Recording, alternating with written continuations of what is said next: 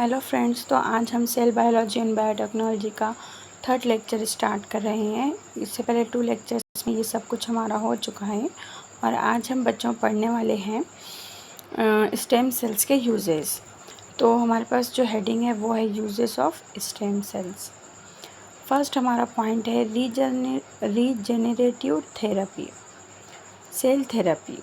Stem cells are used to replace the dead cells in case of conditions like diabetes, myocardial infarctions, Alzheimer's disease and Parkinson's disease। तो देखो बच्चों, ये different type of diseases है। आप diabetes, Alzheimer's disease, Parkinson's disease and myocardial infarctions, ये सारे diseases में जो डेड सेल्स होते हैं, तो stem cell are use to replace करने का मतलब है कि जो डेड सेल है उनको रिप्लेस करके इनकी जगह पे न्यू सेल्स का फॉर्मेशन किया जाता है। क्या होता है बच्चों? न्यू सेल फॉर्म्ड होते हैं।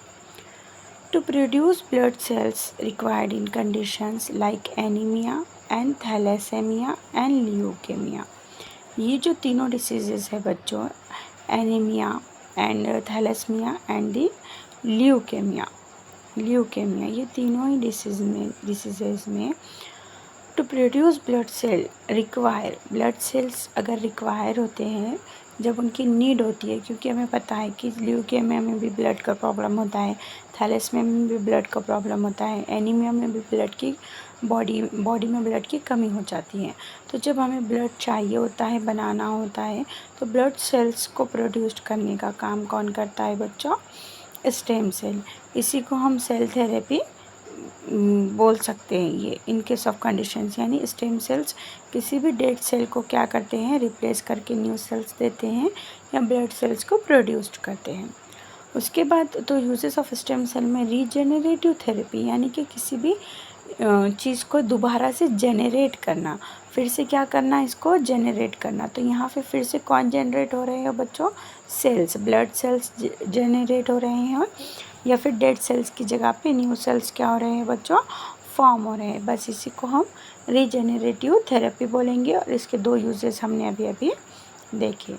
उसके बाद जो हमारा नेक्स्ट पॉइंट है बच्चों, वो है ऑर्गन ट्रांसप्लांटेशन। क्या है?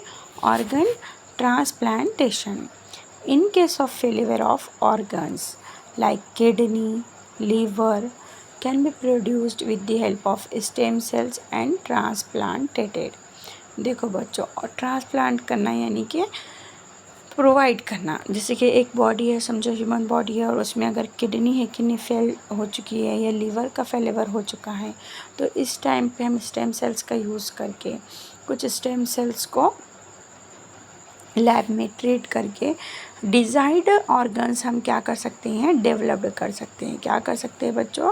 डिज़ायर्ड ऑर्गन्स को डेवलप कर सकते हैं और ट्रांसप्लांट भी कर सकते हैं। जैसे कि समझो आजकल ने देखा होगा कि जो ह्यूमन आइज़ है या फिर कोई भी और हमारे ऑर्गन होते हैं बॉडी के, वो हम किसी और को डोनेट कर सकते हैं। ओके, इसके बाद हम आगे की तरफ बढ़ते हैं।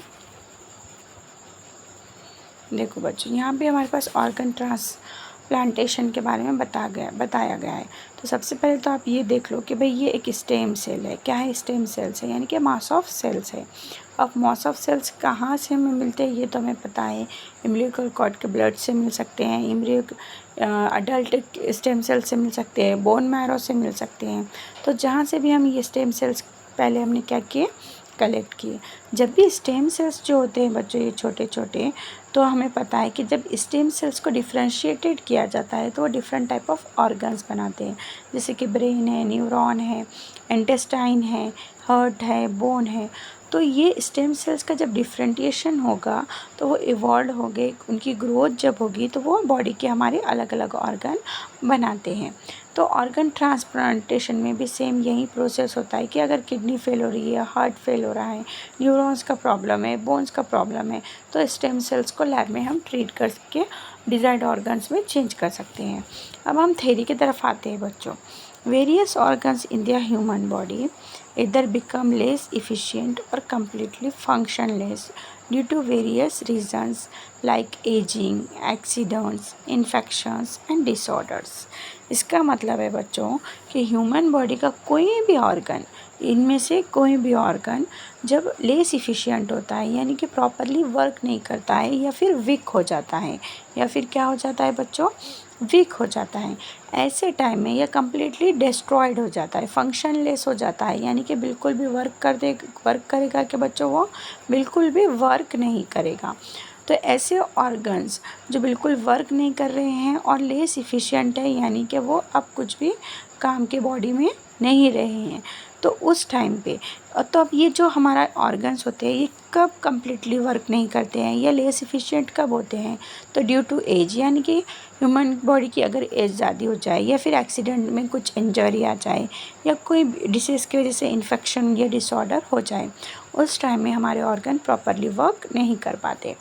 Life of such person become difficult और इवन फैटलिटी में ऑकर अंडर सच कंडीशंस।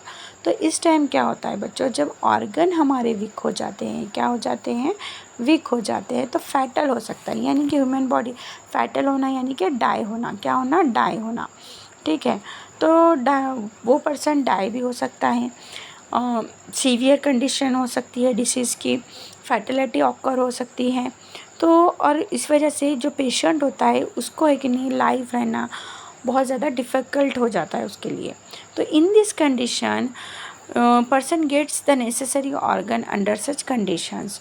तो इस टाइम पे पर्सन के लिए या पेशेंट के लिए बहुत ज़्यादा ज़रूरी हो जाता है कि वो कहीं से ऑर्गन को क्या करे, ले, ट्रांसप्लांट करे या फिर स्टेम सेल्स के थ्रू न्यू स्टेम सेल्स बनाकर अपने बॉडी के लिए यूज़ करे। सो ये मेडिकल सिचुएशन है और मेडिकली तरीक़े से इसको हम ट्रांसप्लांट करते हैं। Availability of donor is an important, यानी कि जब ट्रांसप्लांट होता है तो अगर कोई है कि नहीं क्या है आपके पास पेशेंट है या जो भी आपका है कि नहीं एक्सेप्ट करने वाला है, तो वो है कि नहीं क्या है, उसके लिए आपको डोनर भी ज़रूरी है।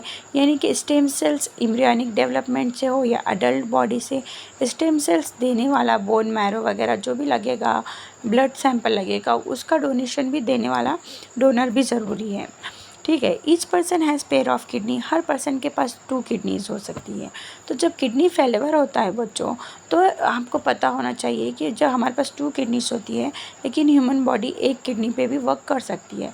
तो in this case, in this severe conditions, donors क्या करते हैं बच्चों कि जो वीक होता है या जो पर्सन को चाहिए होता है तो एक अपनी किडनी क्या कर देते हैं, डोनेट कर देते हैं। So as the process of excretion can occur within the help of single kidney. तो हमारा जो एक्सक्रेशन का जो प्रोसेस होता है बच्चों, एक्सक्रीट जो होता है यूरिया हमारे बॉडी से, वो सिंगल किडनी से भी हो सकता है, यानी कि 1 किडनी से भी हो सकता है। तो in this case a healthy person can donate 1 kidney to other person can donate another one. Similarly, skin from certain parts of the body can also be donated. देखो बच्चों, जो हेल्थी पर्सन होता है और जिसकी स्किन, जैसे कि अभी आपने देखे होंगे कि अगर हमें छोटा मोटा मार वगैरह लग जाए तो हमारी स्किन फिर से क्या हो जाती है, रिपेयर हो जाती है बच्चों, स्किन क्या हो जाती है, रिपेयर हो जाती है। लेकिन इन सीवियर कंडीशंस अगर किसी की स्किन टोटली डैमेज्ड हो जाती है, जैसे कि हमारे पास आग वगैरह लगे हुए पेशेंट होते हैं, एक्सीडेंट के पेशेंट होते हैं, इन्फेक्शंस के पेशेंट होते हैं, जिनकी स्किन टोटली डैमेज्ड हो जाती है, जो जल जाते हैं, बर्न हो जाते हैं, तो उनको हेल्थी पर्सन अपनी स्किन डोनेट कर सकते हैं। पता है क्यों बच्चों? क्योंकि जो हेल्थी पर्सन स्किन डोनेट करता है उसे फिर से स्किन जैसे कि वैसे क्या हो जाती है, वापस हो जाती है। और समटाइम्स सम केसेस में ऐसा भी होता है बच्चों कि समझ लीजिए कि आपका हैंड टोटली बर्नड हो चुका है और आपको आपकी हैंड की क्या करना है बच्चों, सर्जरी करना है। तो इन दिस केस आपका जो फिट होता है, जो थाई होता है, वहाँ की स्किन को निकाल के आपके हैंड पे, फेस पे और अदर पार्ट्स पे यूज़ किया जाता है। सो ये स्किन फॉर्म सर्टेन पार्ट्स, तो स्किन भी क्या होती है बच्चों, डोनेट होती हैं। Various factors like blood group, disease, disorders, age of the donor and recipient need to paid attention during transplantation. लेकिन जब आपका किसी भी ऑर्गन का ट्रांसप्लांट करते हैं, आप किसी को देते हो या किसी से लेते हो, तो उस टाइम हमें इस बात का ध्यान रखना चाहिए कि ब्लड ग्रुप कैसा है, डिसीजेस तो नहीं है, इन्फेक्शंस तो नहीं है, कोई डिसऑर्डर तो नहीं है, वरना ऐसा हो जाएगा कि हमने हेल्थी पर्सन को ब्लड डोनेट किया और उसमें टाइफाइड का समझो या बैक्टीरिया, किसी भी डिसीज़ का बैक्टीरिया वायरस था और वो उसको भी क्या हो गया, साथ साथ चला गया। तो इस टाइप का कोई भी वाक़या ना हो, इसलिए हमें प्रिकॉशंस लेने चाहिए। अब यहाँ पे बच्चों दिखाया गया है आपको, देखिए यहाँ पे हमारे पास एक स्टेम सेल है। क्या है? स्टेम सेल्स हैं। तो stem cells can replicate themselves, यानी वो खुद अपना डिवीज़न खुद कर सकते हैं। क्या कर सकते हैं बच्चों? डिवीज़न करते हैं। डिवीज़न से क्या होता है बच्चों? डिवीज़न से इनकी जो नंबर ऑफ़ सेल्स होते हैं वो उनकी ग्रोथ होती है। जैसे कि अब ये 1 है तो इसके 2 हो जाएंगे, अब 2 है तो इसके फिर क्या हो जाएंगे बच्चों? फिर से 2 हो जाएंगे, यानी कि 1 से 2 1 से 2। तो इस तरह से ये सेल्स की क्या होती है? स्टेम सेल्स की ग्रोथ होती है बच्चों। Can be transformed into other types of cells. तो अब ये जो स्टेम सेल्स होते हैं बच्चों, इनको ट्रीट करके, डिफ्रेंशिएटेड करके अदर टाइप्स ऑफ ऑर्गन्स हम क्या कर सकते हैं बच्चों? टिश्यूज़ क्या कर सकते हैं? सेल्स क्या कर सकते हैं? बना सकते हैं। नाउ हियर सी हियर बच्चों, देखो, the organs can not be donated during life time, यानी कि कुछ ऑर्गन लाइफ टाइम के लिए डोनेट नहीं किए जा सकते। So organs like liver, heart, eyes can be donated after death, यानी कि जब तक हम लाइव रहते हैं, यानी कि जैसे कि हमारे पास किडनी थी, तो किडनी हमारे पास 2 किडनीज होते हैं, लेकिन हम एक किडनी से भी हमारा एक्सक्रेशन कर सकते हैं। इस वजह से हम we can donate 1 kidney to other person. But जैसे कि हार्ट है हमारे पास सिंगल होता है, लीवर है, आइज़ है हमारे पास, तो ये हमारे पास आइज़ तो 2 है, लेकिन दोनों भी क्या है हमारे पास? नेसेसरी है देखने के लिए। तो ऐसी ऑर्गन्स हम डोनेट नहीं कर पाते हैं। तो in this situation this has lead to the emergence of concept. In this condition like posthumous after death, यानी कि जो डोनेशन होता है बच्चों हार्ट का, आइज़ का या किसी और लीवर का, बॉडी ऑर्गन्स का, तो ये हम आफ्टर डेथ, यानी कि हमारी डेथ के बाद हम इसका क्या कर सकते हैं? डोनेशन कर सकते हैं। उसके बाद हमारे पास है ऑर्गन बॉडी डोनेशन। क्या होता है? ठीक है, यानी कि सीधा सीधा ऑर्गन्स जो होते हैं हमारे बॉडी के, वो डोनेट किस तरह से किए जाते हैं। तो सबसे पहले तो मैं आपको क्या करती हूँ, एक फिगर बता देती हूँ कि ऑर्गन बॉडी डोनेशन में होता क्या है। तो देखो बच्चों, यहाँ पे हमारे पास फिगर है। देखो बच्चों, ये है आइज़, यानी कि हम डायरेक्टली किसी को डोनेट करते हैं आफ्टर द डेथ।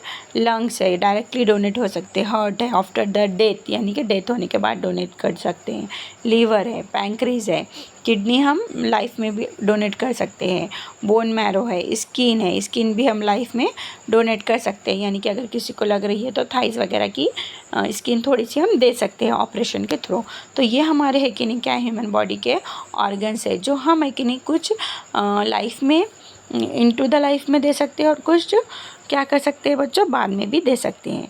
तो organ donation of transplantation is the under control of transplantation human organ act. तो अगर हमको कोई भी ऑर्गन डोनेट करना है या किसी से लेना है, तो उसके लिए हमारे पास एक रूल है जिसका नाम है ट्रांसप्लांटेशन ह्यूमन ऑर्गन एक्ट। और ये एक्ट बना था बच्चों 1994 में। कब बना था बच्चों? 1994 में बना था। एंड सब्सिक्यूटेंट अमेंडेंट्स, उसके बाद अलग अलग इसके अमेंडेंट्स आते गए 2009 में, 11 में, 14 में, so that overall process would be transparent and any person would not be cheated, यानी कि जो भी प्रोसेस होगा उसका कि किसको दे रहे हैं, किससे ले रहे हैं, बायोमेडिकल का जो भी डेटा रहेगा वो सब कुछ हमें लेने वाले को भी और देने वाले को भी देना पड़ेगा। तो ये बहुत ज़्यादा ट्रांसपेरेंट और क्लियर प्रक्रिया होती है जिसके अंदर कोई किसी भी टाइप की चीटिंग नहीं होती है। अब यहाँ पे हम थ्योरी में आकर देखेंगे बच्चों, organ and body donation. So human bodies are disposed of after death. सबसे पहले ह्यूमन बॉडी को डिस्पोज्ड किया जाता है आफ्टर द डेथ, जिसको हम हमारे सिंपल लैंग्वेज में पोस्टमार्टम भी बोलते हैं बच्चों। क्या बोलते हैं? हम बोलते हैं कि भाई एक फला मर गया था, उसका पोस्टमार्टम किया गया, यानी कि उसके बॉडी को काटा गया, फिर उसमें से ऑर्गन्स निकाले गए, फिर उसको क्या सुई से क्या किया गया, सिया किया गया। तो इसको डिस्पोज्ड का प्रोसेस बोल सकते हैं या पोस्टमार्टम बोल सकते हैं। As per traditional customs. However, due to progress in science, it has been realized that many organs remain functional for certain period even after death occur under specific conditions. यानी कि कोई पर्सन एक्सीडेंट में मर जाए या normally अचानक से मर जाए, हार्ट अटैक से मर जाए, तो उस टाइम पे बच्चों कुछ हमारे बॉडी के ऑर्गन्स होते हैं जो सर्टेन पीरियड तक लाइव रह सकते हैं। यानी कि हम डेथ हो चुके हैं लेकिन कई बार हमारा जैसे कि ब्लड सर्कुलेशन है, स्किन है, हेयर है या फिर अदर ऑर्गन्स भी है, वो कुछ वक्त के लिए, आइज़ है और लाइव होते हैं, उनके अंदर जान होती है। तो उस टाइम पे उतने सर्टेन पीरियड में अगर हम डोनेशन कर देते हैं उस चीज़ का या उसको निकाल लेते हैं बॉडी से, तो हम उसको प्रिजर्व्ड कर सकते हैं। Concept like organ donation and body donation have emerged recently after realization that such organ can be used to save life। तो अब हमारे पास ये कंसेप्ट ऑर्गन डोनेशन का बढ़ता चला गया। क्यों? क्योंकि हमें पता चला कि ऑर्गन डोनेशन से किसी की लाइफ बच सकती है। तो फिर लोगों ने ऑर्गन को डोनेट करना क्या किया बच्चों? शुरू किया। So now such organs can be use to save life, यानी नीडफुल पर्सन, यानी कि एक नीडफुल पर्सन को अगर हम हमारे ऑर्गन डोनेट करते हैं तो उसकी ज़िंदगी बच सकती है। A liberal view behind the concept of organ and body donation is that at after death our body should be useful to other needful person, यानी कि हमारी बॉडी किसी भी पर्सन के लिए काम आ सकती है। So their miserable life would become comfortable, तो ऐसी एक लाइफ जो है कि नहीं क्या है, मुश्किल से जीने वाली थी या फैटल होने वाली थी या अनकंफर्टेबल थी इन्वायरमेंट में, वो हमारी वजह से कंफर्टेबली लाइफ रह सकते हैं। Awareness about this concept increasing our country and people voluntary donating their bodies, तो फिर धीरे धीरे हमारी कंट्री में वॉलेंट्री डोनेटिंग बढ़ती गई और लोग अपने ऑर्गन को डोनेट करने लगे। Life of many people can be saved by organ and body donation, organ और बॉडी डोनेशन की वजह से कई लोगों की ज़िंदगियों को बचाया जा सकता है बच्चों। Blinds can regain the vision, यानी कि अंधे जो लोग होते हैं, ब्लाइंड्स जो लोग होते हैं, अगर उन्हें आई डोनेट की जाए तो वो दुनिया को देख सकते हैं, विजन कर सकते हैं। Life of many people can be rendered comfortable by donation of organs like liver, kidney, heart valves, skin, यानी कि डिफरेंट टाइप ऑफ डिसीजेज़ होते हैं जिसमें किसी का हार्ट काम नहीं करता है बच्चों, हार्ट काम नहीं करता है, किसी की स्किन डैमेज्ड हो जाती है, किसी का लीवर काम नहीं करता है, तो उस टाइम में हम ऐसा डोनेशन करके बहुत से लोगों की लाइफ को कंफर्टेबल बना सकते हैं बच्चों। Similarly body can be made available for researches, इसके अलावा जो मेडिकल स्टूडेंट्स होते हैं, मेडिकल साइंस में जो रिसर्चेस होती है डिसीज़ के बारे में, ऑर्गन के बारे में, उनके डेवलपमेंट के बारे में, तो हम हमारी बॉडी को डोनेट कर सकते हैं स्टूडेंट्स की स्टडी के लिए। किसके लिए बच्चों? स्टडी के लिए या फिर रिसर्च के लिए। किसके लिए? रिसर्च के लिए भी हम दे सकते हैं। So medical studies, many government and social organization are working towards increasing the awareness about donation। तो कुछ ऑर्गेनाइजेशंस है जो सोशल वर्क करते हैं और वो लोगों को बताते हैं कि डोनेशन करना चाहिए ताकि हमारी आने वाले लोग, आने वाली जनरेशन अच्छे से लाइफ जी सके, या फिर जो फैटल लोग हैं, वीक लोग हैं, वो भी आपकी वजह से एक अच्छी ज़िंदगी आपके जाने के बाद आपके ऑर्गन को यूज़ करके जी सकते हो, और ये एक अच्छा कार्य है। इसके लिए ऑर्गेनाइजेशन लोगों को समझाती है। और यहाँ पे कुछ ऑर्गेनाइजेशन ये साइट्स वगैरह भी ऑर्गन डोनेशन के, ब्रेन डेड के दिए हुए हैं। ओके बच्चों, तो इसको हम इंटरनेट पे भी देख सकते हैं, और ये तो हमने अभी देखा है। हम नेक्स्ट चैप्टर में देखेंगे ज़रूर बायोटेक्नोलॉजी के बारे में, और बायोटेक्नोलॉजी के एरियाज़ के बारे में पढ़ाई करेंगे हम लोग। तब तक के लिए बाय बाय। और अगर आपको मेरा पढ़ाना पसंद आता है तो please like, share and subscribe.